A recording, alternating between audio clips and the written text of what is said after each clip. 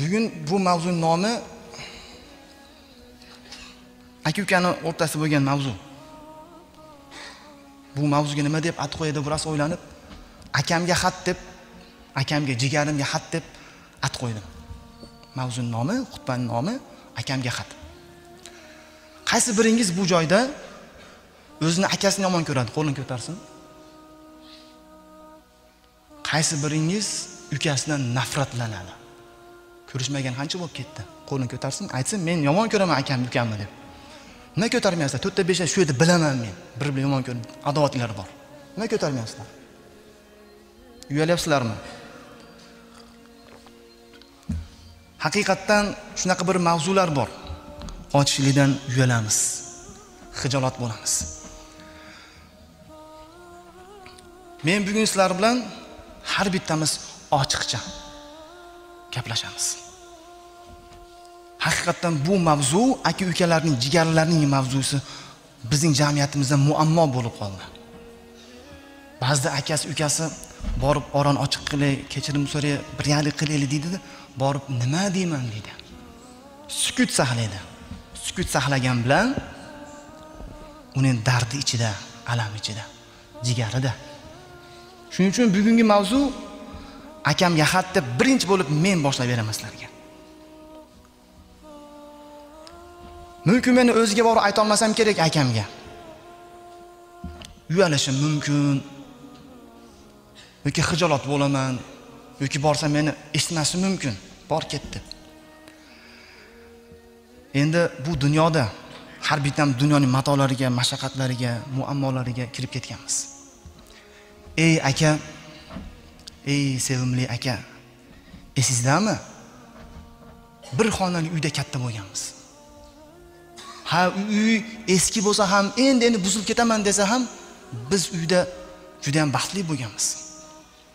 U uyda esizdami, ikkomiz uxlashdan oldin bitta yopinchiqni tolashib uxlar edik. Men hali yonimda yotganlaringizni eslayman. Esizdami, uxlashdan oldin biz siz bilan maktabda bo'lgan narsalarni gaplashib yotar edik. Esizdami? Agar uzoq uxlamasak, gaplashib qolsak, otamiz, "Ey, uxlamaysanlarmi?" degan baqirgan tosh eshitgandan keyin kulib uxlab qolar edik. Esizdami? Falonchi qo'shnining o'g'li meni urganda yugurib, uchib kelib, achchig'iz kelib, o'zingizdan katta bo'lsa ham adavini berib qo'ygansiz, meni himoya qilgansiz. Esizdami? Ikkomiz futbol o'ynash uchun komandalar to'plab o'ynar edik. Esizdami? Bitta dasturxonda yeb katta bo'ldik. Esizdami? Opamiz bilan o'ynab achchig'iga tegar edik. Esizdami? Bizning eng sevimli kunimiz shanba kun edi. Chunki ertaga bozor, o'qish yo'q, maktab yo'q. Otamiz uxla, o'ynama, bormaysan demar edi. Xolaganimiz qilar edik. Ey akajon, sevimli akam, jigarim, esizdami? Yoshligingizda qattiq og'rib qolgan edingiz. Oldingizga kelib, peshinangizni ushab, istingizni sezib, sizga mehr berib o'tirar edim. Ha, men u paytlarda batafsil eslayman. Esizdami? Ikkomiz birga maktabga borar edik. Esizdami? Meni darsim birinchi tugab qolsa, sizni sinfingiz eshigini tagida kutib turar edim chiqishingizni. So'ngra birga aka-uka jigar bo'lib, qo'llarimizni yelkamizga qo'yib, uyga ketar edik. Chunki onamiz menga vasiyat qilgan, akangga gap qaytarmagin, akangga urushmagin, sizga esa ukangni himoya qilgin, ukangga yordam bergin, yolg'iz qoldirmagin degan gaplar esizdami? Ha, men u paytlarda eslayman. Goh o'tirib, u voqealarni, u qissalarni eslab, gohida yig'layman, gohida kulaman. Vaqt o'tdi, kun o'tdi, oylar, yillar o'tdi. Maktab tugatdik, oliygoh o'qishlarga, universitetlarga kirdik. Ana shu universitetlar va undagi tanishlar, do'stlar bizni bir-birimizdan yiroqlashlikka sababchi bo'ldi. Men ana shu do'stlarimni 7 yot begona do'stlarimni sizdan afzal ko'rar edim. Men buni inkor qilmayman. Haqiqatan men buni inkor qilmayman. Sizni yolg'iz qoldirib bir xonaning burchagida, narigi xonada do'stlarim bilan 7 yot begona do'stlarim bilan gaplashib o'tirar edim. Hattoki men buni bekitmayman. Agar bir o'yinlarga, kulgilarga, mayovga chiqadigan bo'lsak, sizni yolg'iz qoldirib, do'stlarimni sizdan afzal ko'rib, ustun qo'yib ular bilan chiqib ketar edim. Chunki men sizga ishonmardim. Chunki siz meni har bir yaxshi-yomon qadamimni, yaxshi-yomon so'zlarimni ota-onamga yetkazar edingiz. Bu sotqin, bu menga dushman deb yurar edim. Estikina men afsus. Qanida ota-onam ana shu yomon so'zlarimni, yomon qadamlarni bilganda, mumkin men hayotim bunchalik bo'lmarmidi? Bunchalik muammoga kirmarmidim? Men siz bilmabman mehribonligingizni. Va shuningdek siz buni ko'rib turib, siz ham meni o'zingiz hayotingizdan oz-ozdan, sekin-sekin o'zingiz sirlaringizdan yiroqlashtirishni boshladingiz. Siz meni uzoqlashdingiz, men sizdan uzoqlashdim. Ikkomiz endi burungidek uxlashdan oldin kulib, gaplashib, suhbatlashib o'tirmaymiz. Siz o'zingiz xonangizda, men o'zim xonamda uxlar edim. Bu telefonda o'lgur bormi? Siz qo'lingizda telefon, mening qo'limda telefon. 7 yot begona bo'lgan, qarindosh bo'lmagan, uydan narida bo'lgan mingta do'stlarimiz bilan suhbatlashamiz, mingtasidan hol ahvol so'raymiz. Bitta uyda yashab turib, bir-birimizdan hol ahvol so'ramaymiz. Bu haqiqat. Kun o'tdi, oy o'tdi, yillar o'tdi. Universitet ham tugadi. O'qish bitirdik, ishga kirdik. Ishga kirgandan keyin bir-birimiz faqatgina bir haftada bir marta ko'radigan bo'lib qoldik. U ko'rganda ham shu dasturxon ustida o'tirib turib, ko'p vaqtimiz, asosiy vaqtimiz urush, janjal, tolashuv bilan o'tar edi. Siz o'zingiz fikringizni qo'llaysiz, men o'zim fikrimga jon berar edim. Shunday qilib kunlar o'tdi, oylar o'tdi, yillar o'tdi. Uylandingiz. Sizni to'y kuningiz men rosa xursand bo'ldim. Boshim osmonga yetdi. Xursand bo'lganimdan kular edim, sekirar edim. Nimaga? Chunki ana shu baxtli yigit, uylanayotgan baxtli yigit meni akam. Axir yaqinda men amaki bo'laman. Alloh azza va jalla o'g'il beradi deb niyat qildik. Alloh niyatimizni berdi. O'g'illi bo'ldik. O'g'illi bo'ldi. U bolani men akam o'g'lini bozorlarga, do'konlarga olib borar edim. Bu kim desa, bu palonchi bey emas, bu meni jiyanim, akam o'g'li derdim. Esingizdan chiqarmayni, aka. Unga o'zim kiyimlarni, liboslarni, oyoq kiyimlarni tanlab o'zim kiydirar edim. U meni akami o'g'li deb faxrlanar edim. Kun o'tdi, oylar o'tdi, yillar o'tdi. Men uylandim. Uylanganimdan so'ng har bittasi hayoti o'zicha bo'lacha bo'lib ketdi. Sizga qiyinchilik, dardlar, muammo, qarz, mashaqqat kelgan ekan, undan men bexabar bo'ldim. Siz esa menikidan bexabar bo'ldingiz. Va siz mol dunyoga muhtoj bo'lganda, siz meni oldim kelishdan uyaldingiz, kelib so'ragani. Siz o'z do'stlaringizdan so'radingiz. Endi siz kelib so'rasangiz, o'yladingiz-da. Agar ukamdan so'rasam, ana shu bitta adiyalning, bitta yopinchiqning tagida katta bo'lgan ukamdan so'rasam, u menda pul yo'q. O'zi eplang, mendan so'ramen. Yo'q menda pul deb quruq qaytarishlikdan, xijolat bilan qaytarishdan uyaldingiz, qo'rqdingiz. Shu sababdan do'stlaringizni eshigini taqillatib, ulardan qarz oldingiz. Men bilaman, agar siz mendan qarz olganingizda bergan bo'lar edingiz. Lekin men sizga bar bermagan bo'lar edim. Nimaga? Chunki paytlari men siz eshikdagi mo'ltirab borganimda meni quruq qaytardingiz. Meni quruq qaytardi-yu, qanday men quruq qaytarmayman deb qaytargan bo'lar edim. Shunday qilib siz mendan emas, balki yaqin do'stlaringizdan 7 yot begonalardan qarz so'ragani bordingiz. Shunday qilib kunlar o'tdi, oylar o'tdi, yillar o'tdi. Farzandlarimiz ko'paydi. Farzandlarimiz ham qiyinchilik tushadigan bo'ldi. Farzandlarimiz bu dunyoning matolariga muhtoj bo'ldi. Kiyim-kechak, yemoq ichmoq, maktabdagi muammolari, gohida siz farzandlaringiz baxtli, ne'matda, meniki qiyinchilikda bo'ldi. Bir vaqt o'tib, meni farzandlarim ne'matda bo'lib, siz farzandlaringiz muammoda bo'ldi. Meni farzandlarim siz uyingizga borganda, siz farzandlaringiz uyiga kirib, yerda yotgan o'ng tomonda, chap tomonda yotgan o'yinchoqlarni ko'rib, o'yinchoqlar mehr ko'z bilan qarar edi. Oldimga kelib turib, "Ey ota, nima sababdan ana shu o'yinchoqlarga men egador emasman?" deganda, ana shu savolni berganda men uyalmasdan, "Ey o'g'lim, chunki men mol dunyoga egador emasman" deb javob berar edi. Siz, ey akajon, ey jigarim, o'zingizni uyingizni har bir burchagiga qarashni boshladingiz. Har bir g'ishiga, har bir yeriga, har bir joyiga. Tom bo'ladimi? Tashqarisi bo'ladimi? Lekin siz jigaringiz bo'lgan ukangiz qishda soqotib chiqqani bilan, yozda yudab chiqqani bilan ishingiz bo'lmadi. Vaholanki siz men uchun yoshligimdan xonadami, ko'chadami, stadiondami menga yorug'lik chiroq edingiz. Doim istar edim. Bir kun ko'rinmasangiz, "Ona, akam qani?" deb so'rar edim. Siz katta bo'ldingiz, men istamay qo'ydingiz. Kunlar o'tdi, birin-ketin kunlar o'tdi, sizdan xabarlar ham kelmay qoldi. Shunaqa darajada men sizni sog'inar edim.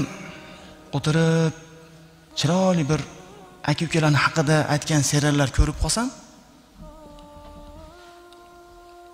yoki bir aka o'zini ukasini, o'lgan ukasini qabrini quchoqlab yig'laganini ko'rsam, bilmagan holda dod deb yig'lar edim. Nimaga bilmayman, lekin haq gap. Agar seriallarda, kinolarda bir aka o'zini ukasini himoya qilsa, yoshligimda siz meni himoya qilganlaringizni eslab, siz sog'inar edim. Kun o'tdi, vaqt o'tdi. Shuna darajada men bir aka-ukaning haqida bir she'rlar eshitib qolsam, birodarlarim, qo'ni-qo'shnilarim, o'zini akalarim bir bo'lib to'ylarni birga o'tkazsa, muammo problemasini bir hal qilsa, sizni sog'inib yig'lar edim. Men sizdan uzoqlashdim, siz mendan uzoqlashdingiz. Mana shu dunyoni oqimi bilan bir oqib ketdik. Vaqt o'tib, siz xotiningizga quloq soladigan bo'lib qoldingiz. Xotiningizga, jigaringizga demayapman, xotiningizga. Xotiningizga aytgan so'zlar tasdiqlanishni boshladi. Go'yoki Qur'on, sunnatdek tasdiqlanishni boshladi. Xotiningizdan men haqimda chiqqan to'g'ri, yolg'on shikoyatlar qulog'ingizga go'yoki qulog'ingizga asaldek quyilar edi. Xotiningizning shikoyatlar asaldek quyilib, yuragingizdan bizga nisbatan adovat bilan chiqar edi. Lekin men ham qolishmadim. Men ham xuddi shu yo'lni tutishni boshladim. Yoshligimizda otamiz bilan amakimiz urushsa, xafa bo'lar edik. Achchig'imiz chiqar edi. Nima sababdan biz ularning xatosini qaytaryapmiz? Vaqt o'tdi, oylar o'tdi, yillar o'tdi. Kun o'tyapti, vaqt o'tyapti. U bilan birga adovat, nafrat, yiroqlashlik, kek, hasadlar ziyoda bo'lyapti. Aka-ukamizning o'rtasida. Esizdami aka? Ey akajon, jigarim, opamiz bilan qanaqa muomala qilar edik? Uyga kirib o'ynar edik, achchig'ini teyar edik, achchig'iga bizni so'kar edi. So'ngra bir-birimiz orqamizdan yugurib kulib yurar edik. Esizdami? Opam biz bilan o'ynamoqchi bo'lsa, bu o'g'il bolalarning o'yini biz qiz bolalar bilan o'ynaymiz deb uzoqlashtirar edik. To'g'ri, uzoqlashtirar edik. Lekin esdan chiqarmar edik opamizni. Avaylar edik. Yig'lasa betini o'par edik. Opa, bizni kechiring derdik. Himoya qilardik opamizni. Kechirim so'rab qo'yardik. Hozirchi opamdan, sinimdan xabar olyapmizmi? Opam bizni haqimizda WhatsApp orqali biladi nima o'ylayotganini. Yaxshi ham WhatsApp bor ekan, WhatsApp bo'lmaganda qiyomatda uchrasharmidik? Vaqt o'tdi, hattoki bir-birimizga hasad qiladigan bo'lib qoldik, jigarlar bo'lib turib. Men bir yutuqlarga erishsam, bekitaman. Siz mashina minadigan bo'lsangiz, kuyukaman, akam bo'lsangiz ham. Vaholanki bitta uyda yashab, bitta non yeb, bitta dasturxonda, bitta pelada, bitta chaynida choy ichib, shunaqa bir muammoga keldik. Ha, biz bir-birimizni urushar edik, tolashar edik. Urushib turib, ota-onamizga shikoyat qilar edik. Ota-onamiz bizni o'zimizni so'kar edi. Biz urushganimizda betimiz yuntalab, qizarib, yara bo'lib ketsa ham bir-birimizni sevar edik. Bir-birimizga mehribon edik. Hozirchi, hozir bizga nima bo'ldi? Qalblarimiz qatib ketdimi? Bag'ri tosh bo'lib ketdikmi? Yoki dunyoning qullariga aylanib ketdikmi? Vaqt o'tdi, zamon o'tdi, yillar o'tdi. Orada janjal bo'ldi. Oddiy gap so'z o'tdi. Men uyga kelib turib, xotinimni, farzandlarimning oldida men bo'ldi. Aka, men gaplashmayman deb qaror qildim. Nima bo'ldi dadasi? Deganda men xafa qildi. Urushib ketdik. Qachongacha men gapirib indamay turaman? Men ham o'zimga yarasha hurmatim bor. Bo'ldi, gapirsa qarab o'tirmayman. Ursa ham qarab o'tirmayman deb qaror qildim. O'zimning jigarimga qarshi. Meni hurmatim o'zimga yarasha bor dedim. Meni hurmatim, kalomatim undan ko'ra balandroq dedim. Vaqt o'tdi, zamon o'tdi. Sochimizga oq tushdi, soqoliga oq tushdi, bellar zaiflashdi, suyalardan kuch qochdi. Bir kun sog'imiz, 3 kun kasalimiz, kasal orqasiga kasallar kelishdi boshladi. Quvvatimiz quvvatsiz bo'lsa ham adovatimiz quvvatli yosh ekan. Ko'zimizdan nur ketsa ham adovatimiz o'tkir ekan. Shunaqa darajadaki, agar farzandlarim, "Ey aka, siz oldiga bormoqchi bo'lsa, ularni man etardim, bormaysan. Chunki 150 yil oldin amaking menga shunaqa degan, bunaqa degan" deb ularni sizga borishni to'sar edim. Siz ham qolishmaysiz, siz ham xuddi qilib o'z farzandlaringizni meniki borishdan to'sar edingiz. Agar mening bekinib borib kelsa, ichimdan, yuragim, qalbimdan bolalarim yomon ko'rar edim, norozi bo'lar edim. Hattoki hammasiniki borishidan to'sar edim. O'g'illarni o'tkazib olib turib, "U seni opang bo'ladi, sening bo'ladi. Bizdan keyin ziyorat qilgin, bormaysanmi?" deb unga vasiyat qilib turib, o'zimni singlimni uyiga bormardim. O'zim opam uyiga bormardim. Agar meni farzandlarim o'zini opa singillari bilan aloqani uzib tashlasa, ya'ni qizlarim bilan, la yadkhulul jannata qati'ur rahm derdim. Rasululloh sollallohu hadisini keltirardim. Jannatga qarindoshlik sirlarini uzgan odam kirmaydi deb turib, o'zim esa opam uyiga borgan esimda yo'q. Qachon borganligim. 10 ming kilometr bo'lgan hajga har yil borishga vaqt topaman, lekin bitta shaharda yashagan akam uyiga borishga vaqt topa olmayman. Umraga ming dollarlar xarjlab boraman. Seni uyiga borib turib, 2 ta non ko'tarib kira olmayman. Namozga jikkillab boraman, birinchi saflarda o'qiyman. Nimaga o'qiyman? Alloh meni yaxshi ko'radi-da. Men jannatga kiraman, men musulmonman deyman. Lekin Rasululloh sollallohu alayhi vasallamning hadisi, "Man kana yu'minu billahi wal yawmil akhir falyasil rahimah." Kim oxiratga va Allohga iymon keltirsa, jigarli rishtalarni bog'lasin degan hadisni esdan chiqaraman.